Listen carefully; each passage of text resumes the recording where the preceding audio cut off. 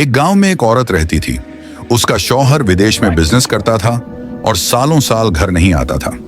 घर पर सिर्फ वह और उसके ससुर सास रहते थे। लेकिन वह औरत अपने ससुर की मामूली सी बात पर भी गुस्सा कर देती थी। एक दिन उसने हद पार कर दी। उसने सास और ससुर दोनों को घर से निकाल दिया। बुजुर्ग ससुर ने कांपती आवाज में कहा, बेटी ऐसा मत कर, हम कहां जाएंगे। मगर वह औरत नफरत में अंधी हो चुकी थी। कुछ ही दिनों बाद वह अचानक बीमार पड़ गई। बिस्तर पर पड़े पड़े उसकी हालत बिगड़ती गई और एक सुबह उसकी मौत हो गई। शौहर को तो खबर भी न थी। वह दूर देश में अपने काम में लगा था। गांव की औरतों ने उसे एहतराम से गुस्सा दिया, जनाजे की तैयारी की और कब्रिस्तान ले गई। दफन करने के बाद लोग वापस लौटने लगे।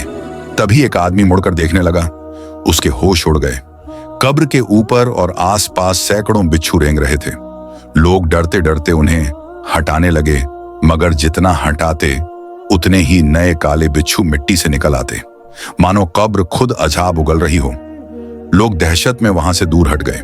आखिरकार वे इमाम साहब के पास भागकर पहुंचे और सारा माजरा बताया। इमाम साहब ने सांस भरकर पूछा, इस औरत के घर वाले कहाँ हैं? लोगों ने कहा, इसका शौहर तो विदेश में है और इसने अपने सास ससुर को घर से निकाल दिया था। इमाम साहब की आंखें भर आईं।